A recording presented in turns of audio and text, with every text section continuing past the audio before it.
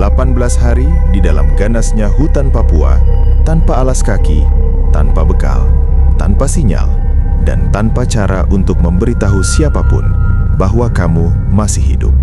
Di ketinggian 4.000 meter di atas laut, di tengah musim hujan, sendirian. Kebanyakan manusia tidak akan bertahan 3 hari dalam kondisi seperti itu.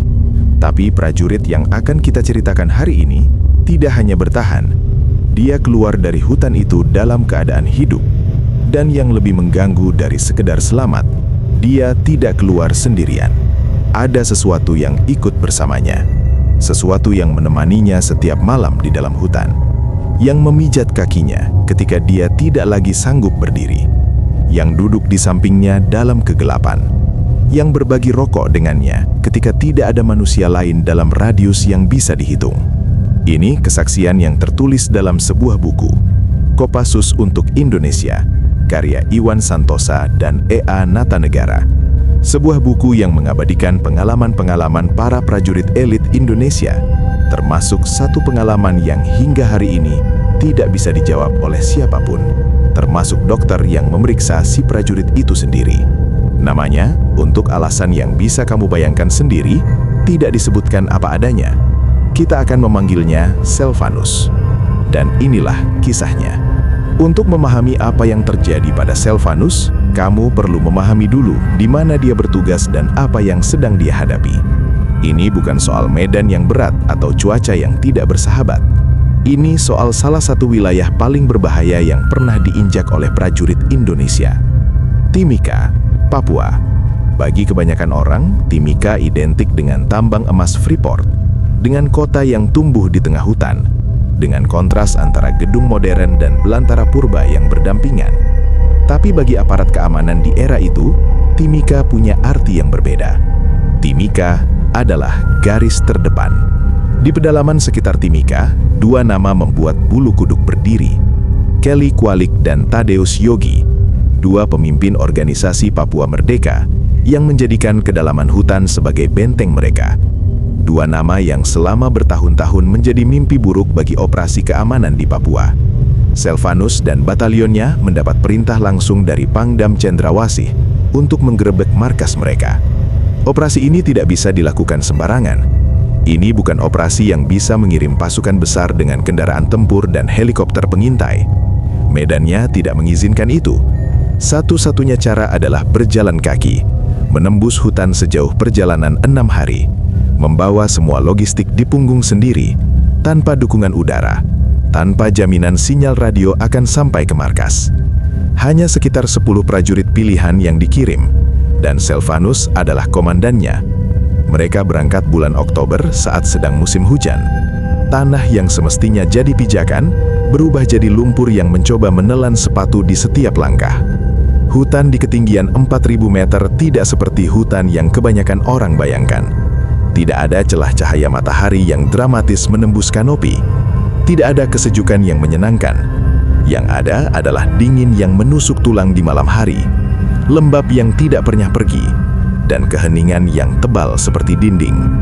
Keheningan yang kalau kamu cukup lama di dalamnya, mulai terasa seperti sesuatu yang membingungkan. 4 hari berjalan, semuanya masih sesuai rencana. Peta masih bisa dibaca, arah masih bisa diperkirakan. Moral tim masih solid. Lalu datang hari kelima. Mereka menemukan sungai. Bukan sungai kecil yang bisa dilompati atau diseberangi dengan melangkah dari batu ke batu. Ini sungai dengan karakter yang berbeda. Coklat keruh, penuh pusaran di bawah permukaan yang tidak kelihatan dari atas. Dan arus yang mencoba memberitahu kalimat ini, jangan masuk. Tim berhenti. Selvanus menilai situasi. Lalu keputusan diambil. Menyeberang menggunakan tali. Metode standar untuk kondisi seperti ini. Beresiko, tapi terukur. 5 orang berhasil menyeberang ke sisi lain. 3 masih di tepi awal menunggu giliran. Lalu, Selvanus melihat seorang kopral di depannya mulai terseret. Bukan terseret pelan yang masih bisa dilawan. Terseret ke pusaran, yang menarik kamu ke bawah, bukan ke samping. Selvanus menyelam masuk tanpa pikir 2 kali. Itu yang dilakukan seorang komandan. Itu yang dilakukan seseorang yang sudah dilatih untuk menempatkan keselamatan anak buahnya di atas keselamatan dirinya sendiri. Tapi sungai itu tidak punya rencana yang sama. Di suatu titik yang tidak ada di peta manapun dan tidak bisa diprediksi dari permukaan, aliran sungai itu berakhir, bukan di daratan, tapi di udara, menjadi air terjun. Silvanus mencengkram apapun yang bisa diraih, akar, dahan, tanah, lalu berhasil menepi. Tapi di sisi hutan yang terpisah dari 8 prajurit lainnya, sepatunya terseret arus, perlengkapannya hilang, radionya mati. 5 orang ada di satu sisi, 3 orang ada di sisi lain, dan Silvanus ada di tempat yang tidak bisa dicapai oleh siapapun dari 2 kelompok itu. Sendirian, tanpa alas kaki, di ketinggian 4.000 meter, tapi di dalam kepala Silvanus hanya ada satu nama, si Kopral. Itu yang membuat dia tidak berhenti. Bukan naluri bertahan hidup, bukan ketakutan, tapi rasa tanggung jawab. Dia harus mencari si Kopral. Dan untuk bisa mencari, dia harus dulu kembali ke Timika, melapor ke komandan, lalu kembali dengan tim penyelamat. Itu rencananya, sederhana dan logis. Hutan Papua tidak tertarik dengan rencana yang sederhana dan logis. 4 hari pertama, Silvanus bergerak seperti mesin. Ini yang diajarkan Kopassus kepada setiap prajuritnya. Ketika semua sistem gagal, tubuh adalah senjata terakhir. Dia memakan apa yang bisa dimakan. Akar-akaran, pucuk tanaman yang dia kenali dari pelatihan survival. Dia mencari air dari embun yang menempel di daun-daun lebar yang hampir seukuran meja. Dia berjalan, terus berjalan, memperkirakan arah dari posisi matahari yang sesekali kelihatan di celah kanopi daun. Tapi semakin jauh dia berjalan, semakin jelas satu kenyataan yang dia coba tunda untuk diakui. Dia tidak tahu di mana dia berada. Bukan tersesat dalam arti kehilangan satu belokan. Bukan tersesat yang bisa diperbaiki dengan naik ke pohon tinggi dan mencari landmark. Tersesat dalam arti yang paling murni. Dia tidak bisa mengenali area di sekitarnya. Tidak ada yang familiar, tidak ada yang bisa jadi patokan. Setiap arah terlihat sama, pohon, lalu lebih banyak pohon, lalu gelap. 4 hari berjalan, Silvanus mengakui pada dirinya sendiri apa yang sudah dia ketahui sejak mungkin hari kedua. Dia tersesat. Hari ke-6 adalah titik yang berbeda. Silvanus kemudian bercerita soal ini, dan kamu bisa mendengar dalam kata-katanya bagaimana dia berusaha keras untuk menemukan bahasa yang tepat untuk sesuatu yang memang tidak punya bahasa yang tepat. Di hari ke-6 itu, katanya, dia sudah berada di ambang sadar.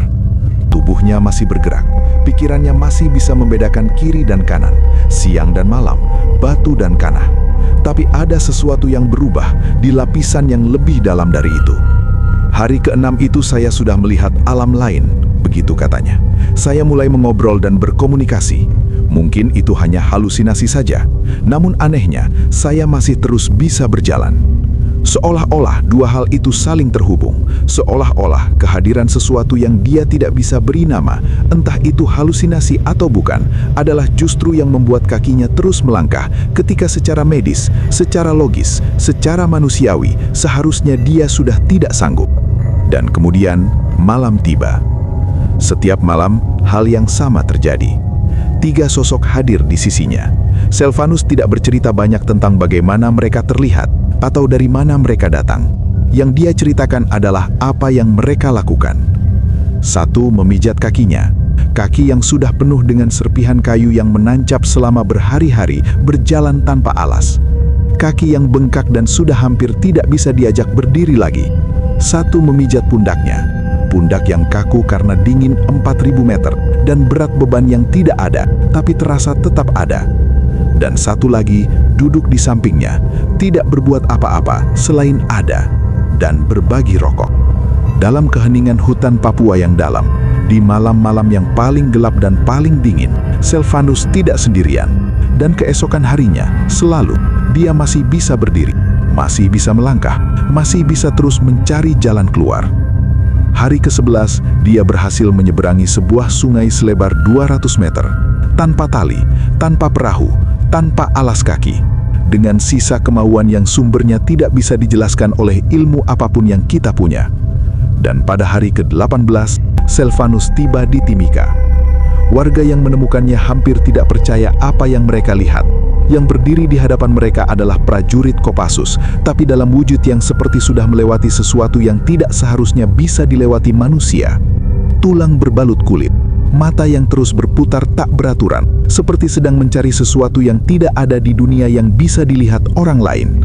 Telapak kaki yang bengkak dan penuh serpihan kayu yang menancap satu persatu dalam setiap langkah selama 18 hari. 4 dokter turun untuk memeriksanya. Dan hasil pemeriksaan itu menambahkan satu lapisan lagi pada misteri ini. Tidak ada malaria, tidak ada cacing tambang, 2 penyakit yang hampir tidak mungkin dihindari oleh siapapun yang menghabiskan 18 hari di hutan Papua tanpa perlindungan medis apapun, tanpa obat, tanpa kelambu, tanpa alas kaki. Tubuh Selvanus bersih dari keduanya, seolah-olah sesuatu dari dalam, atau dari luar, atau dari tempat yang kita tidak punya kata untuk menyebutnya, telah menjaga dia tetap utuh selama semua itu. Selvanus dinyatakan sehat. Pangdan Cendrawasih mengundangnya makan malam di Jayapura. Sebuah kehormatan, sebuah perayaan kecil untuk prajurit yang kembali dari tempat yang seharusnya sudah menelannya. Di meja makan itu, terjadi sesuatu yang membuat semua orang yang hadir terdiam. Selvanus menghabiskan makanan satu meja seorang diri. Bukan karena nafsu makan yang meledak setelah 18 hari kelaparan. Selvanus sendiri yang pertama bingung, kenapa perutnya bisa menampung sebanyak itu? Kenapa tangannya terus mengambil makanan, seolah melayani seseorang yang tidak dilihat oleh orang lain di meja itu? Tiba-tiba saya ingat bahwa saya selama di hutan memang selalu ditemani 3 orang. Kalau matahari sudah terbenam, 1 memijati kaki, 1 memijati pundak, dan 1 lagi berbagi rokok dengan saya. Alamnya sudah lain.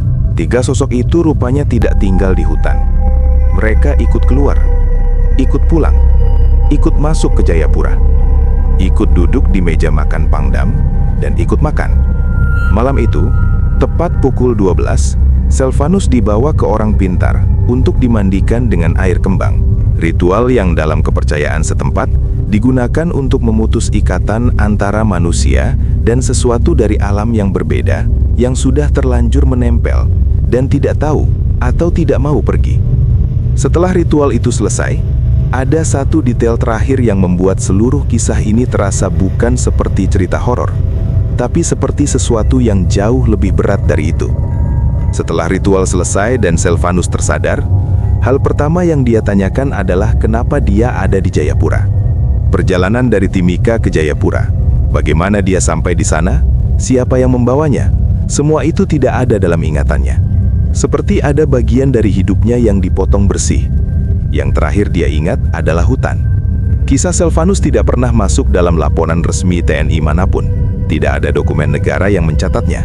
Yang ada hanya buku itu, Kopassus untuk Indonesia, yang menuliskan kesaksian tersebut apa adanya, tanpa mencoba menjelaskannya.